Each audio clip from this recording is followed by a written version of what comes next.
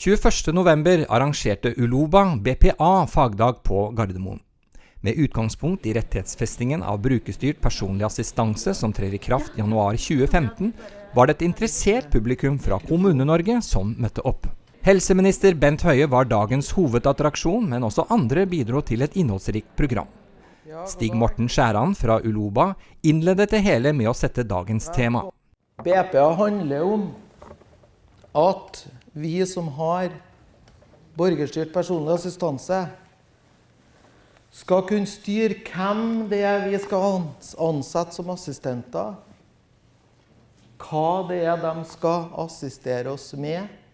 Selvsagt, dette må jo være i tråd med et vedtak som ligger i bunnen og sånt, men hvem som skal assistere meg, hva de skal assistere meg med, hvor de skal assistere meg. For med et BPA-vedtak så er det knyttet til meg som person og ikke til adressen jeg bor i. Hvor skal de assistere meg? Skal det være på butikken? Eller skal det være på et hotell? Eller skal det være hjem? Når assistansen skal gis, skal man som arbeidsleder ha kontroll på, selvsagt i tråd med arbeidsmiljølov og tariffavtaler og alt sånt, men det er jeg sammen med assistenter som setter opp en arbeidsplan og bestemmer når assistansen skal gis, og hvordan assistansen skal gis. Neste var duoen Vibeke Marøy Melstrøm og Tove Linnea Brandvik, som trakk opp de historiske linjene fra tiden før kommunal nattjeneste frem til rettighetsfesting av BPA. Det du ville ha gjort selv, kan også assistentene dine gjøre. Det er altså skrevet ned i selve vedtaksformen. Sånn at vi trenger ikke å lure på om det er sånn, nå har politikerne sagt det og skrevet det. Det er litt av de vesentlige poengene. Du får ikke mer tjenester fra en kommune, eller rett til mer tjenester fra en kommune, om de er organisert som BPA enn de er organisert som andre tjenester. Altså først og fremst så skal man finne ut hva er det du trenger hjelp til, hvilke type oppgaver skal kommunen bidra med. Og når det er bestemt hvor mange timer det utgjør i løpet av en uke, så bestemmer man hvordan skal det organiseres. Skal det organiseres med tradisjonelle hjemmetjenester, støttekontakt, eller kan vi slå det sammen og ha det som en ordning og ha BPA? Sånn at sympatien min når de sier at det blir skrekkelig mye dyrere, så tenker jeg, da har dere i utgangspunktet ikke gitt innbyggerne de tjenestene de har hatt rett på hele tiden. Men det som er med det opprinnelige som ligger i helse- og omsorgstjenesteloven, det er det at det er en pliktlov. Og en pliktlov gjør at man som kommune ikke kan vurdere om man har lyst til å gjøre det. Lyst til å vurdere om BPA kan være fornuftig. Man skal vurdere om BPA er fornuftig. Og den plikten videreføres. Så det betyr at 1. januar, når vi har sett noen få eksempler på det, men 1. januar så er det ikke sånn at de som har færre enn 25 timer ikke har en rett lenger. Vi har fått noen kommuner som nå begynner å formulere seg som at ved årsskiftet så blir det veldig mange nye brukere. De har 25 timer eller mer, mens de som har færre enn 25 timer, de må jo selvfølgelig da ha en annen ordning. Nei, det er ikke sånn.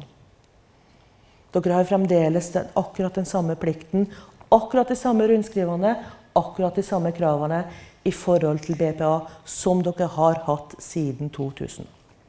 Og det er veldig viktig å forstå at dette ikke handler om helsetjenester. Dette handler om assistansen, den praktiske hverdagen, praktiske oppgaver som jeg selv tar ansvar for og som jeg selv har styringen for. Og når jeg blir syk, så går jeg til legen min, akkurat som alle andre. Det er ikke noe mer hokus pokus enn akkurat det. Så det er viktig å forstå det, og akkurat som barnehageutbyggingen var en veldig viktig faktor for kvinnenes frigjøringskamp, likestillingskamp, så er jo BPA akkurat det samme. Det er det viktigste verktøyet for funksjonshemmedes frigjøringskamp og likestillingskamp som vi har sett dette århundret, for å si det sånn. Og det vil vi se resultater av fremover, for vi vil se at funksjonshemmede da vil faktisk kunne delta og bidra i samfunnet, for det er jo det man ønsker. Man ønsker ikke bare å bli inkludert og være en del av å være med, man vil jo bidra. Og man vil ha en rolle i samfunnet, man vil ha en rolle i sin familie, og det kan du gjennom personlig assistanse, som er altså et serviceyrke og ikke et omsorgsyrke. Man blir ikke sett på som omsorgstrengende mer enn det andre er. Det var naturlig nok mange som hadde forventninger til det helseminister Bent Høie hadde å fortelle om rettighetsfesting av BPA. I dag skal jeg snakke om lovfestingen av retten til BPA, som trer i kraft fra 1. januar. Og litt om arbeidet frem til det, og hva som mine tanker rundt ordningen. Det jo ekstra hyggelig å være her nå, når jeg kan fortelle at vi i Kongen i statsråd, som det heter veldig høytidelig forrige fredag, vedtok iverksettelsesdato for loven som ble vedtatt i Stortinget til 1. januar 2015. Sånn at rettighetene gjelder fra nyttår av. Og hele hensikten bak denne ordningen jo å gi mennesker som har behov for assistanse, mer makt i eget liv. Målet jo at vi alle, uavhengig av funksjonsevne, må ha muligheten til god livsutfoldelse og være sjef i eget liv. Og vi mener at denne ordningen gjør mange i bedre stand til å leve mer selvstendige liv, og ikke minst få bruke sine evner og bidra til samfunnet med sin kunnskap, med sin evne, med sine bidrag. Og jeg mener at det et grunnleggende menneskelig behov som vi har alle sammen. Og det å kunne ta i bruk sin utdannelse, være sosial, delta i arbeidsliv, bidra inn i familiens daglige gjøremål, selv bestemme når en ønsker å gjøre dette, på hvilken måte en skal gjøre det. Det bra, selvfølgelig først og fremst for den enkelte, men det også bra for samfunnet. Både det lille samfunnet, som alle sammen en del av, familien, vennekretsen, lokalsamfunnet, men også det store samfunnet, hele Norge.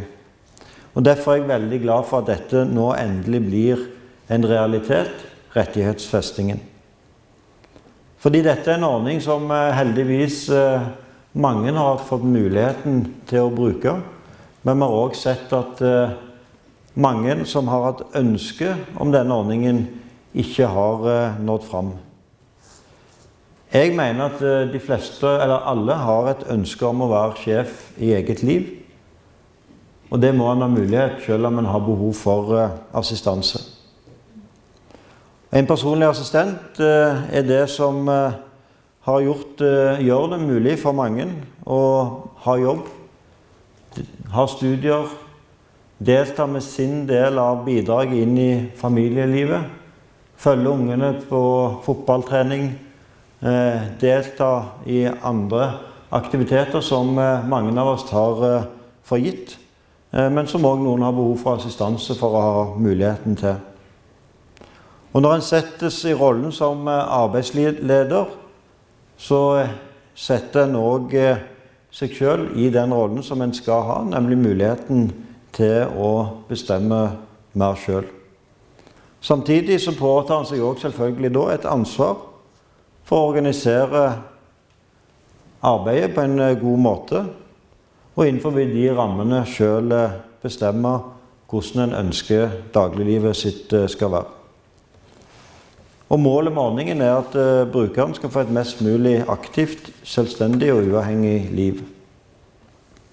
Endring i pasient- og brukerrettighetsloven gir rett til BPA for personer under 67 år med langvarig og stort behov for personlig assistanse.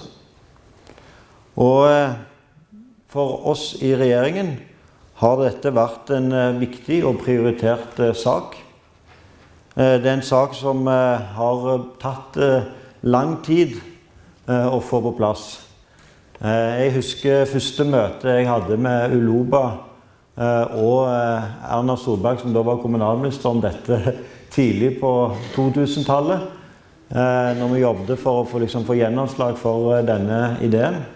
Og det gjorde vi jo den gangen, og så skulle det ta så utrolig mange år før dette ble en realitet.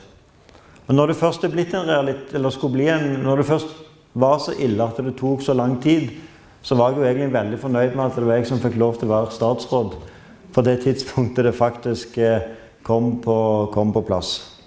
Og det som var etter min oppfatning aller viktigst, det var å få timene til avlastninger inn i ordningen. Og det jo også hovedårsaken til at kostnaden som var beregnet for å innføre rettigheten ble såpass høy som 300 millioner kroner første året, og beregnet at det kanskje blir 500 millioner kroner neste år, altså i 2016. Og det synes jeg jo egentlig, når jeg jobbet med dette, så må jeg si at jeg reiv meg litt i håret. Det må jeg alle innrømme. Fordi at mitt utgangspunkt jo at dette jo tjenester som brukere og deres familier har rett på i dag. Så hvorfor skal det koste så mye mer å få det som en individuell rettighet? Og hvorfor koster det så mye mer å legge ordningen med avlastning inn i BPA-ordningen? Ja, det ærlige svaret på det jo at måten som avlastning organisert på i dag, mange steder, så komplisert og vanskelig at mange familier lar være å bruke ordningen. Det jo realiteten. Og det synes jeg et faktum som vi må ta inn over oss, at av og til så organiserer vi tjenester på en sånn måte at det blir vanskeligere å bruke dem enn å la være. Men belastningen ved ikke å bruke dem, det ligger jo fortsatt hos familiene og hos brukerne. Men vi organiserer det inn i BPA-ordningen og rettighetsfester den, så det flere som kommer til å bruke den avlastningen som de faktisk har rett på allerede i dag. Og det jo der kostnaden ligger. Jeg synes det litt merkelig av å oppleve at noen argumenterer for at det rettighetsfestingen som koster penger. Nei, det forbedringen av tjenestetilbudet som koster penger. Det blir flere timer, det blir mer hjelp, og det blir mer hjelp til de som vi mener også har virkelig store behov for å få mer avlastning og få mer hjelp. Og det betyr at tjenesten faktisk organiseres på en sånn måte at flere vil benytte seg av den. Og det mener jeg et gode og ikke et problem. Jeg har jo sikkert på samme måten som Uloba vært litt frustrert over hvor fryktelig mange år det har tatt. Men når det først tok så mange år, så jeg jo veldig glad for at det var jeg som fikk muligheten til, som helseminister å innføre lovfestet rett, for dette jo noe som jeg har kjempet for i veldig mange år sammen med Erna Solberg. Så derfor har det jo vært, når det først skulle ta så lang tid, så var det hyggelig å få lov til å være minister når det ble en realitet. Etter helseministerens redegjørelse avsluttet Einar Holand fra RO-senteret BPA fagdagen med emnet «Hvordan kan rettighetsfestingen bli et gode for kommunene?» Vi har fått et redskap som kanskje gjør at mange som i dag ikke har tjeneste, de får tjeneste. Og det god saksbehandling å sørge for at alle som har rett til tjeneste får det. Det det ene. Og det andre det at det kjempestor ulikhet mellom kommunene nå på hvor mange som har BPA, og hva de legger inn i BPA-forståelsen. Hva det de har når de har BPA? Og rettigheten og proposisjonen, altså proposisjonen som ble lagt fram for Stortinget, den bidrar kanskje til at det blir mer likhet. Og det også bra for kommunene, fordi at det rett og slett et stort rettssikkerhetsproblem at det så kjempestor forskjell mellom kommunene nå på hvor mange som får BPA og hva det de får når de får BPA. Så det bra for kommunene at det blir mer likt. Og det siste som bra for kommunene det at 86L så tydelig på arbeidslederrollen. Og at